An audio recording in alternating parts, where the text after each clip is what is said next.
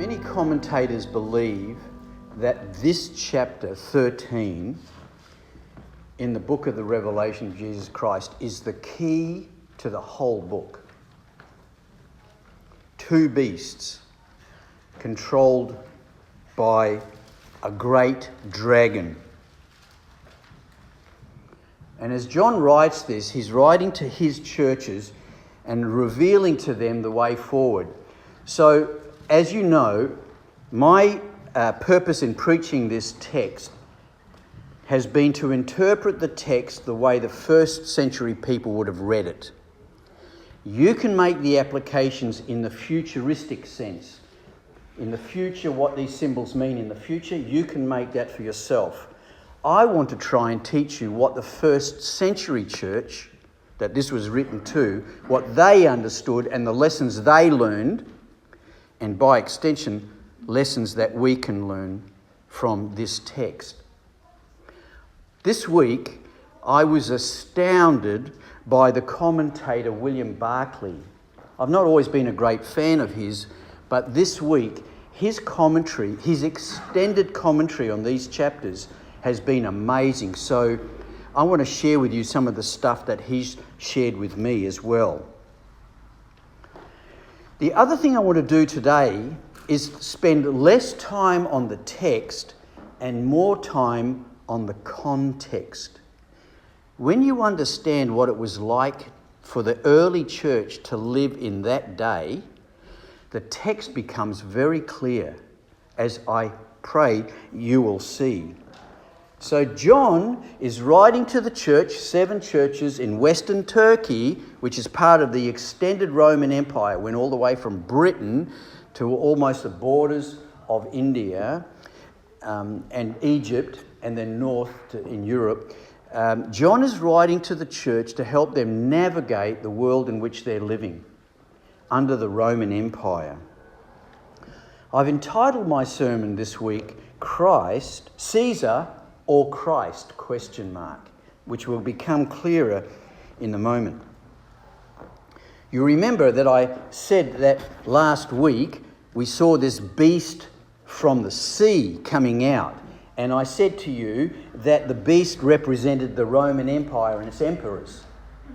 And you might recall that I said the beast had 7 heads. Well, there are 7 hills in Rome. You can also take it from this way.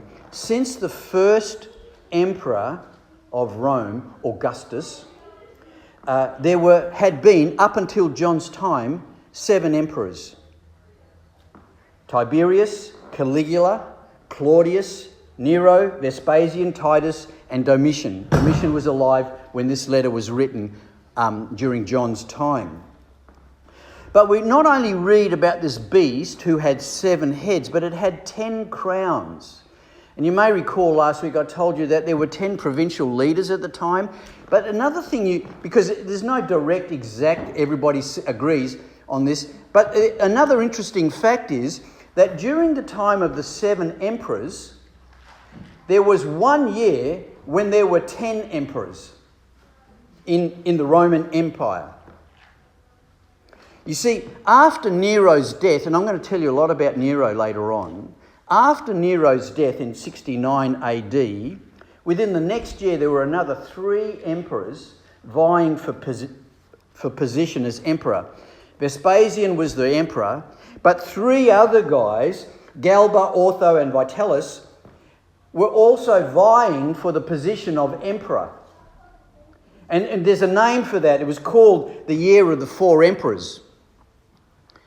And so at one point in the Roman Empire, up until Domitian, when these letters were written, there were actually 10 emperors. 7 real emperors, 3 wannabes. And so you can see there, 7 horns and 10 crowns, if you want to look at it that way.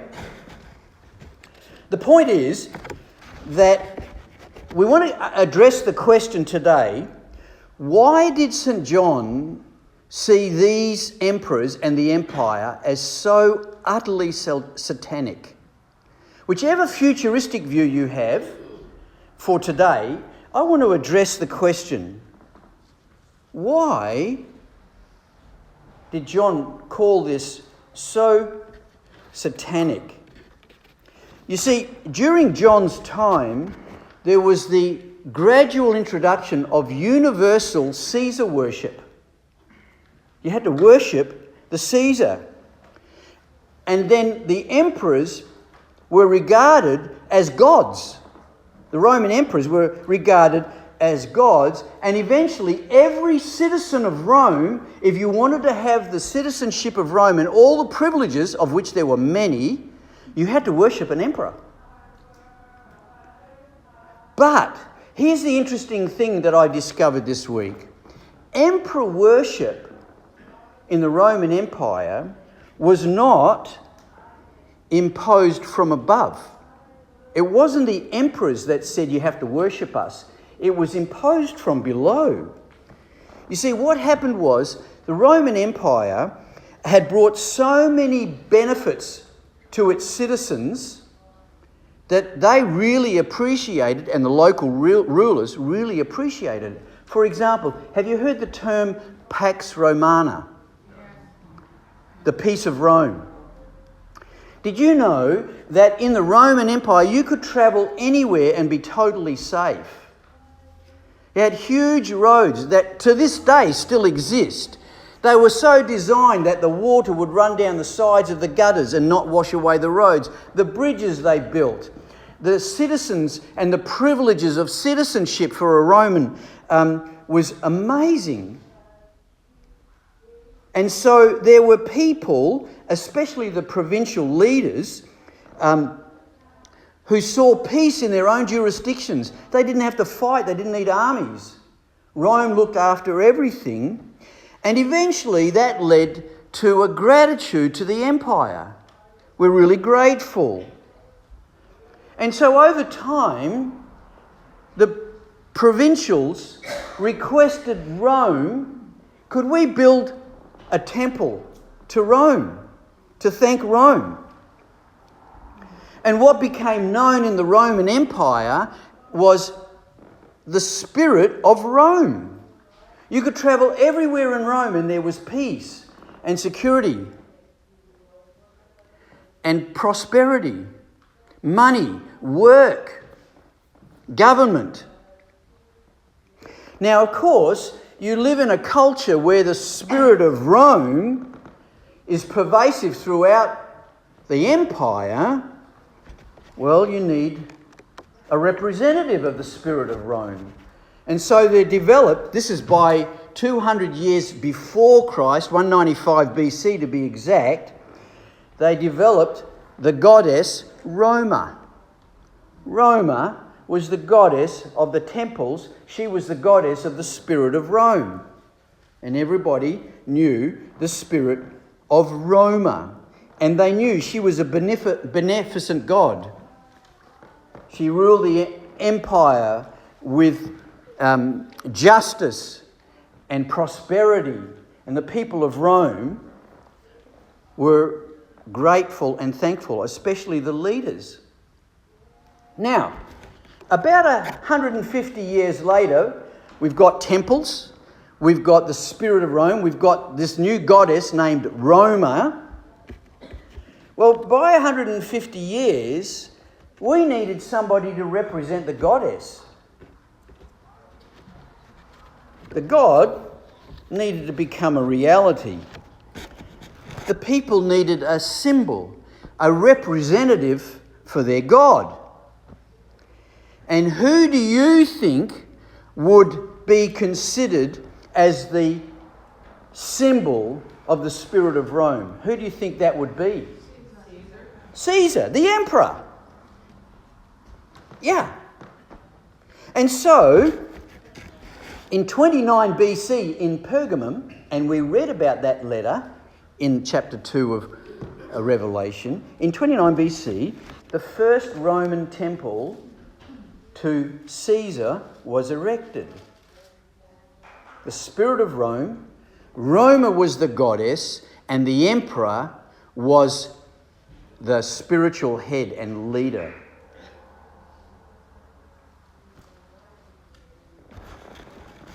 The first temple was dedicated to Augustus, the first emperor Caesar worship had begun, 29 BC. This was because the provincial leaders and the people wanted to show gratefulness to the Roman Empire. They were the ones who instituted Caesar worship. Thank you for everything that Rome has done for us. Now, originally, if you go back in the history books and you read the writings, the original Roman emperors were embarrassed by having temples built in their name.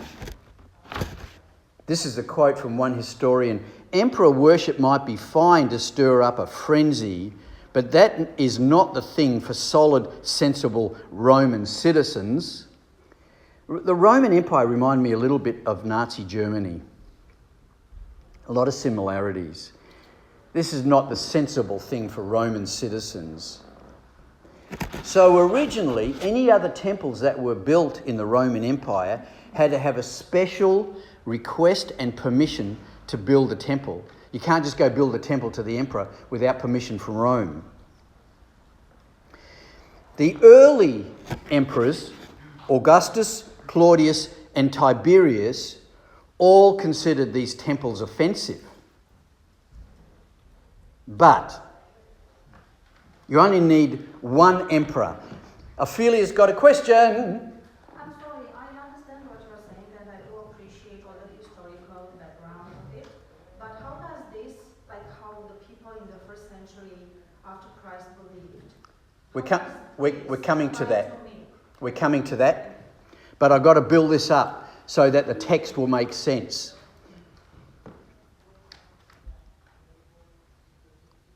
You only need one emperor who's a little bit crazy and the whole thing gets shifted. And of course, that was, does anybody know which emperor was crazy? Close, but he wasn't crazy. He was insane, mad, violent, but Caligula. Caligula was considered and documented as literally insane. And when it was his turn, he took this whole emperor worship seriously. He actually believed he was divine. So now you're going from emperors who are embarrassed to an emperor who actually believes he's God. There's no way you're going to stop Caesar worship now. Starts from the people ground up, and now the Caesars adopted it as well. And so this spreads throughout the whole empire. Caligula, he was emperor for 4 years. And then eventually, as time progressed, the empire cottoned on that when all the people in Rome start worshipping the emperor, you create unity. You see, the empire had all these diverse cultures, people from England, Europe, Eastern Europe, Africa, all different religions, but the empire discovered that when you start worshipping the one Roman emperor, you're creating unity. Now the empire is bound together by a common bond, which is something that Christians have cottoned on to, right? A common bond. Come to that in a minute. None of the ancient religions that the empire had conquered could become a universal religion. But Caesar worship was a concept that could unite the whole empire. You all just go to your temple in your village or your town and you worship the emperor. Now, Rome was very tolerant. You can worship any god you like. You can have any religion you like, as long as once a year you go to the temple and you worship the emperor. So that's one thing that everybody in the Roman Empire had in common. You all worship the emperor.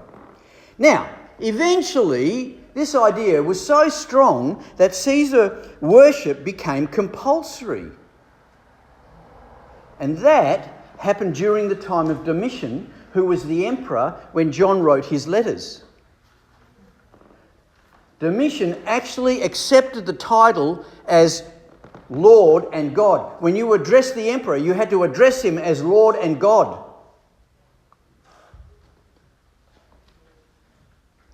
And that was his title. And as a result, because it became compulsory, every citizen of Rome, once a year, had to go to the emperor's temple and sprinkle on the incense an offering to the god and acknowledge Caesar is God. And as proof of your worship, you would apply to the state for a certificate, and then you would receive a certificate to prove that you had offered worship, which in a way, actually, for the Romans, proved that you were loyal to the Roman Empire. We still have copies of those certificates today, original certificates, the application and the certificate that was awarded to every citizen when you offer your incense to Rome. In fact, if you didn't have this certificate, you could not have the rights of Rome. You couldn't be a Roman citizen, which meant you couldn't travel, you couldn't buy, you couldn't sell, you couldn't do business because you'd be, you're not considered a citizen. In fact, as far as the Senate, Roman Senate and the leaders of the government were concerned, this was not so much an act of worship, religious, it was far more political. They wanted to know that you would be completely loyal to the Roman Empire. When you sprinkle to the emperor, proves your loyalty. And if you're loyal, you get all the rights of the citizenship. Now, Rome didn't say you can't worship other gods. Rome said you can do whatever you like, but you must worship the emperor as well. Not just Rome the god, you've got to worship the emperor who is now God. Now, who do you think is going to... Jews were exempt from this. Who do you think is going to have a real problem with this practice? Christians, right? First century Christians. You want me to go down to the temple, sprinkle incense on the altar, and announce that Caesar is Lord. What did Jesus say? There's only one God, one Lord. So the people who were not willing to go to the temple and worship did not receive a certificate. That implied that they were not politically loyal. So you're not willing to submit to the Roman Empire? You're not loyal? So you're a revolutionary then. That's what Christians were thought of. You're revolutionaries. You want to live in the Roman Empire, but you're not loyal to the empire. So you want to overthrow the empire because they couldn't prove that they were willing to swear allegiance to the empire because they didn't get a certificate from the government. Now, it's true that not all Christians were persecuted during this period, but the threat of persecution hung over every Christian, and many of them were persecuted because the Christians were confronted with this choice: Caesar or Christ. That's hard for us to imagine today, but if you're in the first century, that was a concern of every person that went to one of John's churches. Caesar or Christ. I contend that the second half of John chapter 13, the second beast, the land beast, is actually Caesar worship. The first beast is the empire and the emperors. The second beast is Caesar worship. Now, you understand in the Roman Empire, the provincial leaders had all these provincial organisations of magistrates, priesthoods and workers to enforce Caesar worship. It It wasn't just you go down to the temple. There was a whole government structure to make this work. People were registered. Every citizen in Rome had their name written in the citizenship book. Do you know where Christians had their name written? In the book of life. Everything you'll see, the devil has a counterfeit. There's a book of life with all our names written on it. There's the book of Rome with all the names of the citizens written on it. Sprinkled incense, you get your name in the book. William Barclay says at this point, what hope had the Christians, poor, defenceless, without influence, outlaws, when the merciless might of Rome was unleashed against them? What are you going to do when the government's totally against you? Now, you and I are not forced to worship the emperor. But John explains for us, this is Ophelia's point, it's much more subtle than that.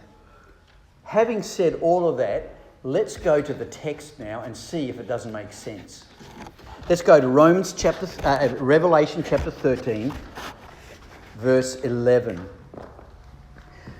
Then I saw a second beast coming out of the earth.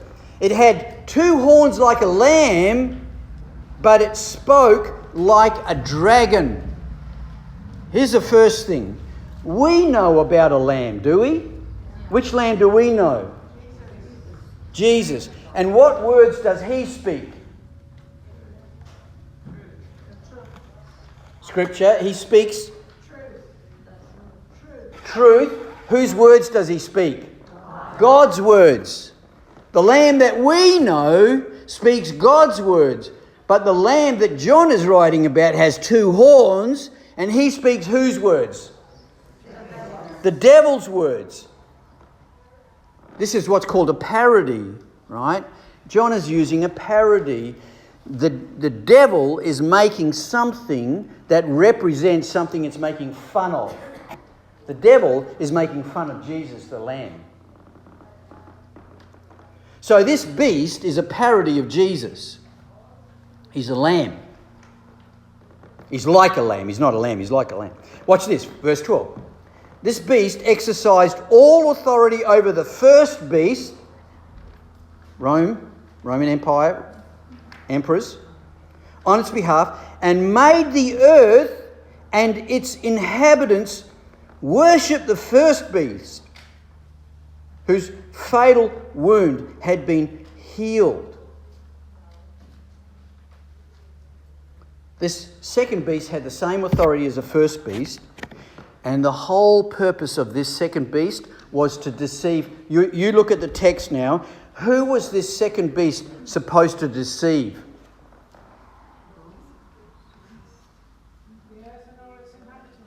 The whole world. This beast is here to deceive the whole world. Not just Christians. The whole world. And what was the purpose of this beast? What was his goal? To get the whole world to worship the first beast. Worship deception. Remember, John's writing in the first century. The beast, the dragon, Satan, is identified in the text, is trying to deceive the whole world to worship something else. To worship the beast who was fatally wounded. That's what we read. We'll read about that in the... So here's the first of my 3 points. The main task of the second beast was to, you write this down, deceive the world into false worship. The main task of the second beast was to deceive the world into false worship. To get everybody to believe in the wrong God. And this beast, verse 13, performed great signs, even causing fire to come down from heaven to the earth in full view of the people. This beast created miracles. Great signs, miracles, fire from heaven. Now watch this. Miracles in the ancient world were not uncommon, right? Does anybody know an example where the musicians, that might be a Freudian slip, the magicians created miracles? In Egypt. You mean in the Old Testament? In the Old Testament? Yeah, in Egypt. In Egypt? When Moses was coming to tell the Pharaoh, let my people go. And then threw his stick down, turned into a snake, and then the magicians did the same. and the magicians did the same, right? Whatever, conjurers, tricksters, sleight of hand. In chapter 7 of Exodus, you'll see magicians creating so-called miracles. There's always a counterfeit. And we learn that this beast was creating great signs in full view of all the people, trying to be deceived. Here's my second point. Beware that you are not deceived by great signs and miracles. Just because you see a miracle and a great sign, it does not mean that that's God. If you put your faith in miracles instead of Jesus, you'll have a very shaky faith.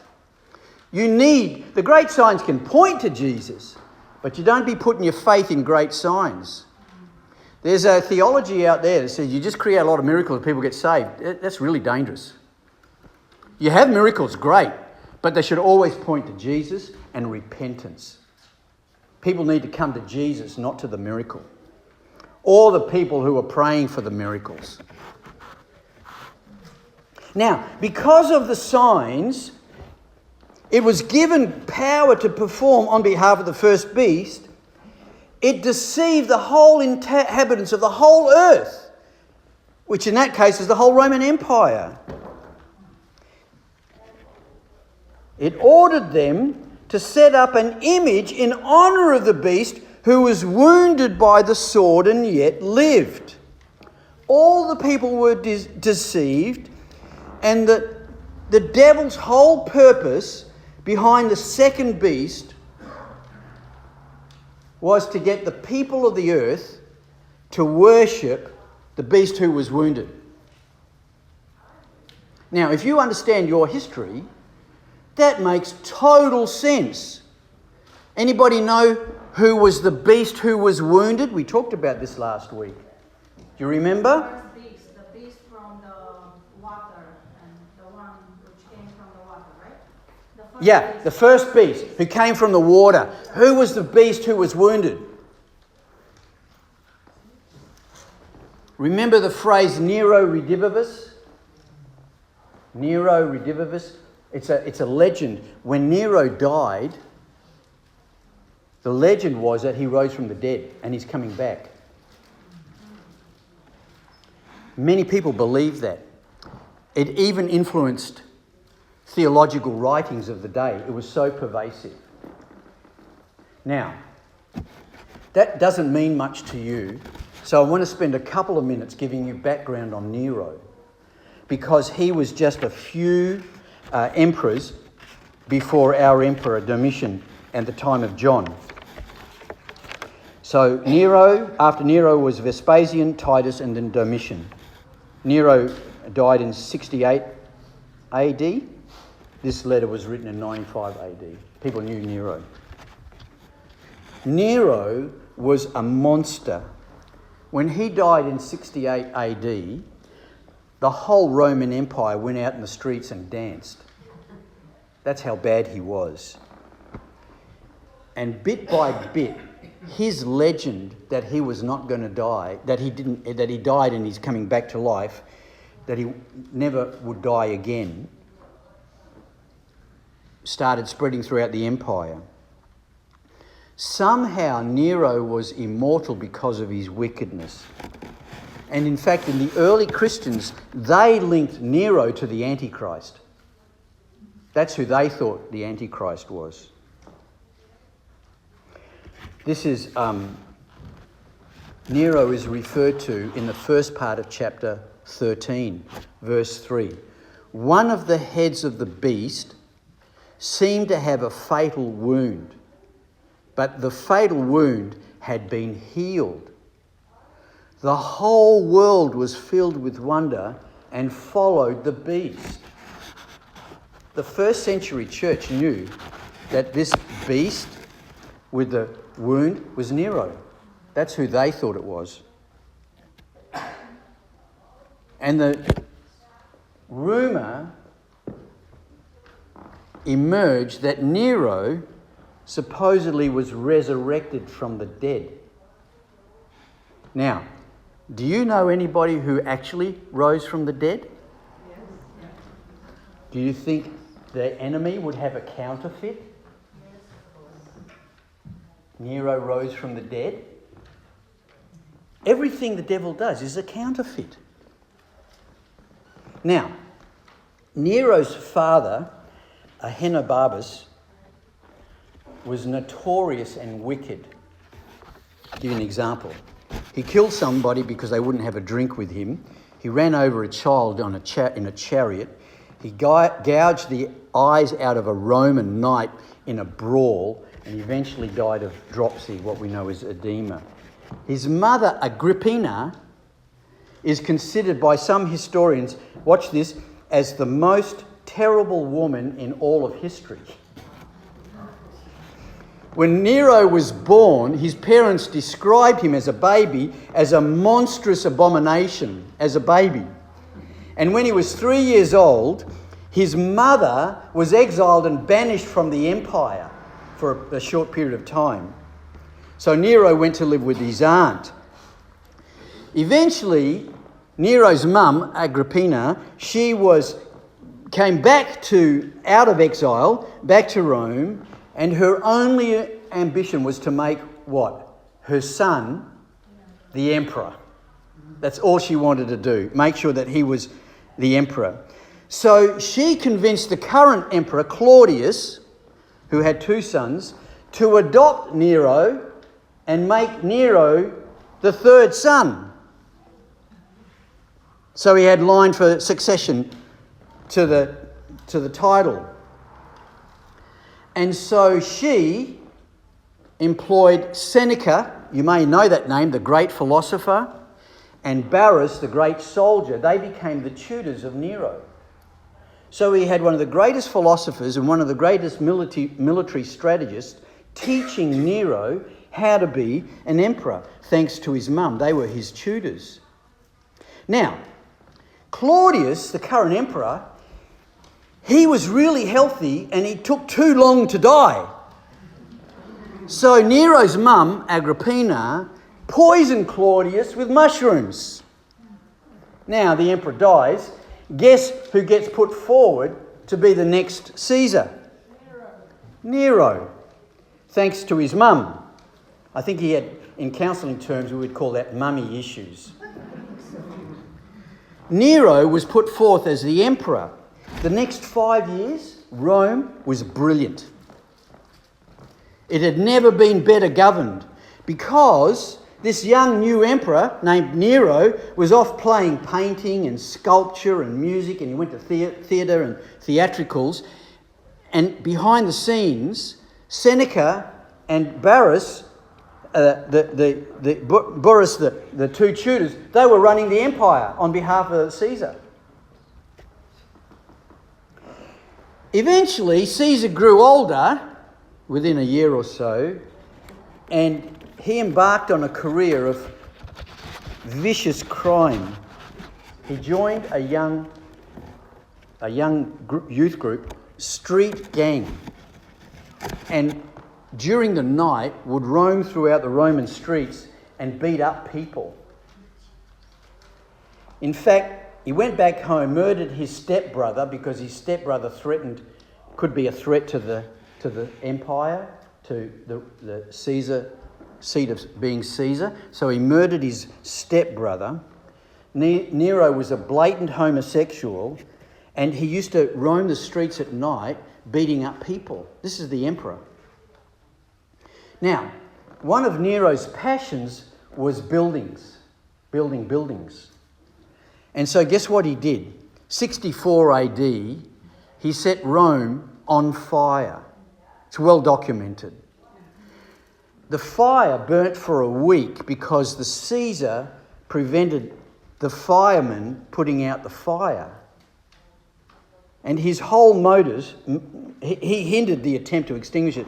His whole motive in deliberately burning the city of Rome was so that he could rebuild it. The people of the empire knew that Nero had lit the fire, and when they blamed him, guess what he did? He blamed the Christians. That's when some of the most sadistic persecutions of Christians broke out. He set wild dogs to Christians. He put Christians in a big sack filled with rocks and threw them in the Tigris River. He coated Christians with pitch, set them alight in order to light the gardens of his palace. Eventually, Nero murdered his two tutors, Seneca and Burrus. Then he murdered his mum. Things got so bad in the Roman Empire that the Senate eventually came to the conclusion that this guy is public enemy number one. And so Nero was forced to go outside of the city of Rome and forced to commit suicide. And when he died, Rome erupted in dance in the streets. And then the legend of Nero began to develop. Nero wasn't dead and that he would return. The head of the beast, wounded fatally, was restored. John considered Nero to be the Antichrist. You can see why. Now we carry on with the text. Go to verse 15. Revelation 13, verse 15. The second beast was given power to give breath to the image of the first beast, so that the image could speak and cause all who refused to worship the image to be killed. You see that? You had to worship the beast. And if you didn't worship the beast, you would be killed. Can you see the link now with history? You tell me now, you make the link. How does this text relate to people not worshipping the beast being killed?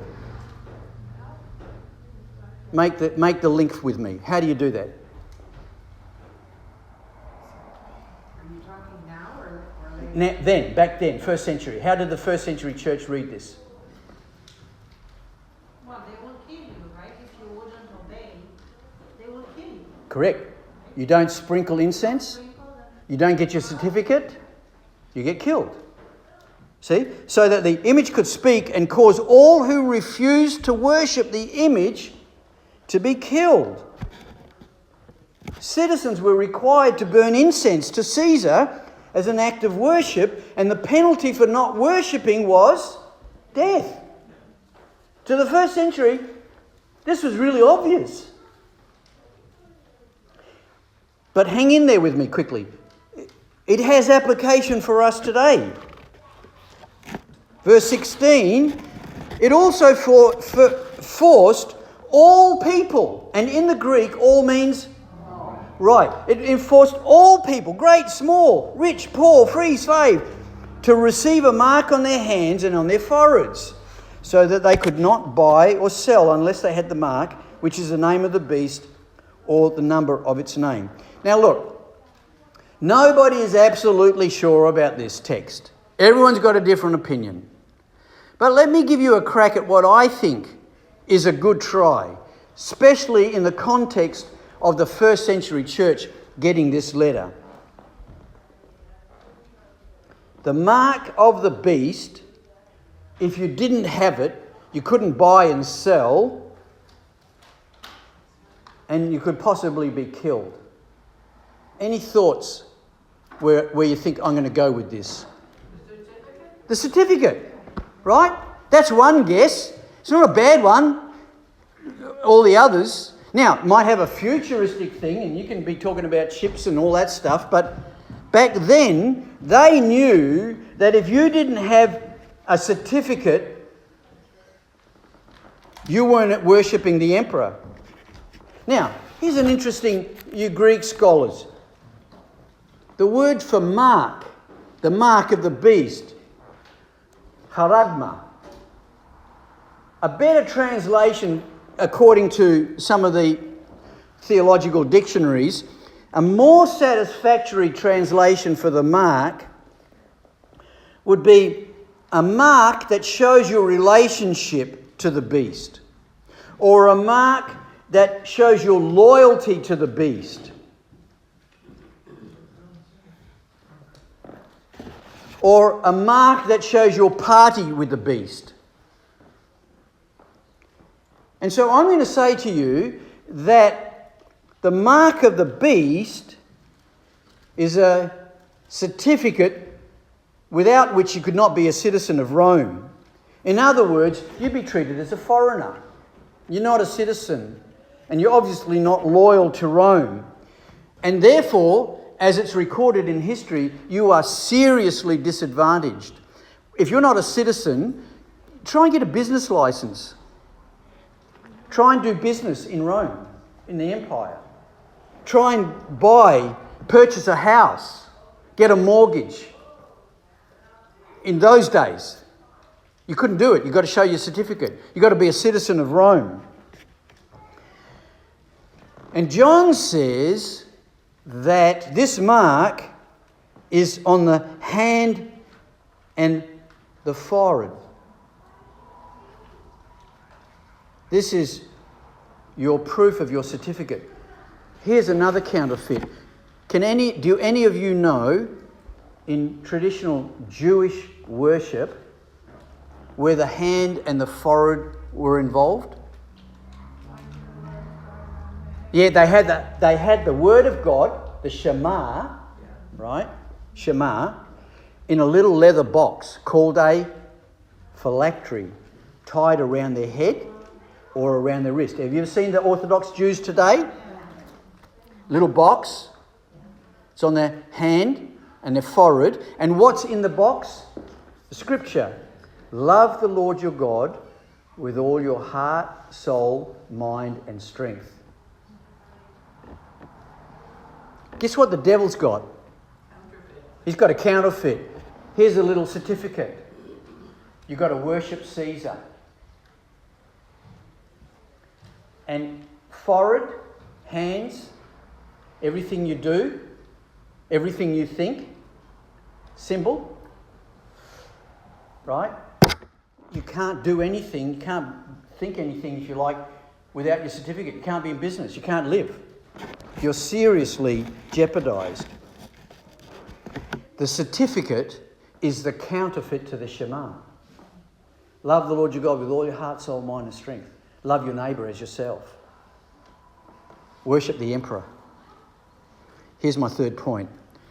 I'm going to suggest to you, out of all the options that are available, and there's a whole bunch of them, the one that makes the most sense to me is the mark of the beast is the buying and selling of religion. The mark of the beast is the buying and selling of religion. Worshipping the emperor. Now, we don't worship an emperor, but we do buy and sell religion. There's a lot of shopkeepers out there. Let's wrap this up. Verse 18, John says to his church, and therefore to us, this calls for wisdom. Let the person who has insight calculate the number of the beast, for it is the number of a man. That number is 666. Nobody's got this right. But let me give you a guess, which I think makes a lot of sense. First of all, John says this calls for wisdom. So God, give us wisdom. We hold this lightly, but you understand it has an implication for us. You understand that the ancient people didn't have numerals for numbers, right? They used letters for numbers. Greeks were using the numbers for letters 600 BC. The Romans started 500 BC. Anybody tell me an example of where letters are used as numbers? Alpha and Omega. Yep, that's in the Hebrew, but in the Roman Empire? Roman numerals. Before they had numbers, they used letters. And each letter was assigned a value. Right? L, 50. X, 10. So back then they understood that numbers and letters were related. We know this. 666 is the opposite to 777. What's 7? The perfect number. 3 sevens. 3 perfects. 3 sixes. Less than perfect. 3 human numbers. The number of a man.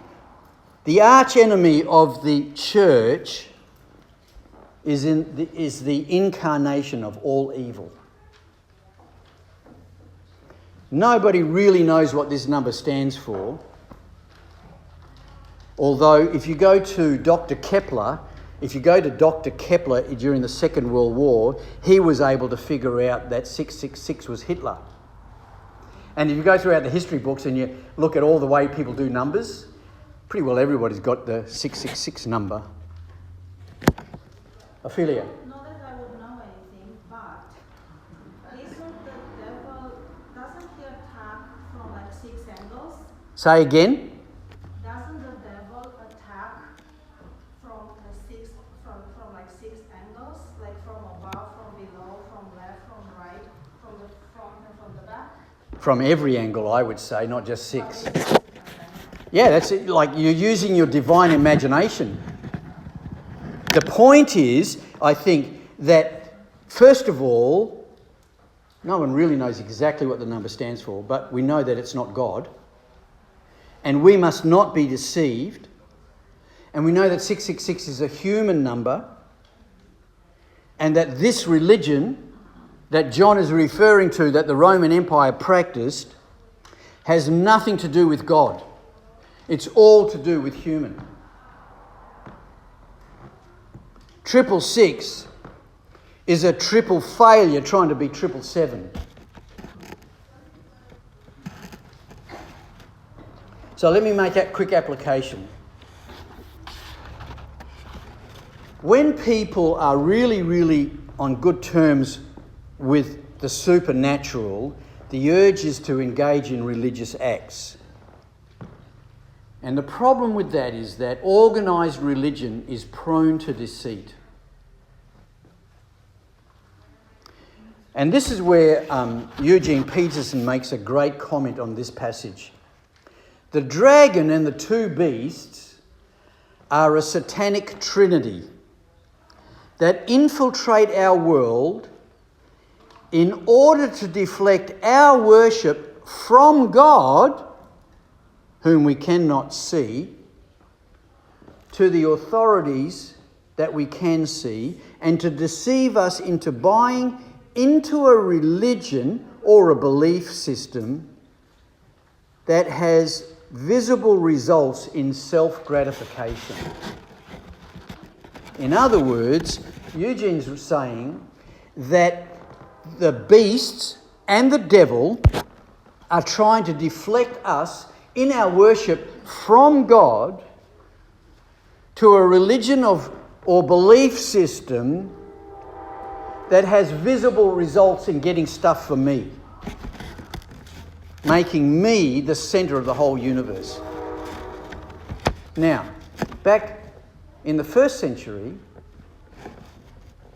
the worship of the emperor had great restrictions on the people. What would you say today if I said that many, many people are worshipping self-gratification today, even in the church? Am I right or am I right? Isn't that the temptation that you have? Have you ever listened to us praying? Give me this, give me that, need this, please do this. Now, it's not that you shouldn't pray for yourself as well. But we live in a world that is completely deceived by consumerism, commercialism, and materialism. We live in that world today.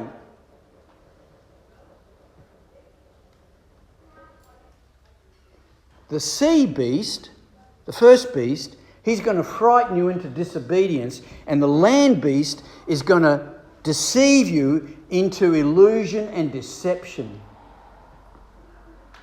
You'll be more influenced by the world than you actually think you are. The land beast is commercialised religion in any form, a belief system. The devil's strategy is not a black mass, it's the mass market. He's out to get us all to be consumers. We've even got pastors who are consumers. Come to Jesus and look what you're going to get. Now, there's always a counterfeit, right, to the truth. Come to Jesus and look what will happen. The point that I want to make is that we must not be deceived by the religion of consumerism and materialism. Be careful which God you actually worship. Oh, yes. This morning... Can you stand up so we can hear? This morning, Pete and I came early, and Pete came in, and I was on the footpath, and there was somebody that came over, and he was like, okay, very quickly, what's one thing you want to tell me? Do it really quickly, because I don't have a big, attention span. And I was like, God is good. He's like, God, that starts with G. And I said, and Jesus really cares about you. He said, Jesus. Jesus. We're Jesus, he said. I said, no, we're not. He's like, he's bigger than us. But it's funny, he wanted to make us God. Us, Jesus. Yeah. Anybody who's studying the theology of AI, robotics, right? The question is not, can a robot become a human? That was Star Trek's Data way back in the 90s. That's not the question. The question is, can a human make another human with a soul? Because if you can make a human with a soul, create one like machine, you're God. The question has always been, are we God? Don't be deceived. Be careful which God you actually worship. I know that you don't worship other gods. But let me just ask you this. Is it time for some of you to reduce the use of your phone?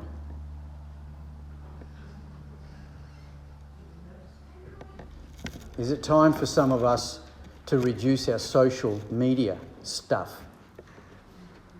We all say yes, but we still want the certificate, right? Or whatever it is in your life. Bishop John, in the first century, is trying to say to his church, the world system is against you. And it's going to distract you and deceive you into thinking that its way is really good. Now, if you have a futurist point of view, you can also point to that. And there are a whole bunch of things. But I just want to say this. Be careful that you, as a follower of Jesus, don't get deceived by the system. And whether you're going to take the receipt or not. Because without the receipt, it can be very difficult. In our culture, if you're living together, two seniors who've lost their spouses, it's cheaper and more beneficial if you live together without being married, so you can get your pension and your benefits. As soon as you get married, you get less money. I've counselled many, many seniors. I know you're going to lose money in this, but you should be married. It's a challenge. So, the question for you and for me, as it was in the first century, is it Caesar or is it Christ? And the implications in the way you live every day today are huge. We need wisdom. John says that this calls for wisdom. Let me pray for wisdom. Father God, I thank you for this congregation, and I thank you that they love you, and we need your wisdom as we navigate the world of the beast. Everything we do and think and how we live, to not be deceived by the enemy who has a counterfeit for everything. And today we just want to say that we rededicate our lives to you. And even if we don't have a certificate, we're going to trust you that you will guide us and lead us as we navigate the world in which we live. And all the people said, Amen.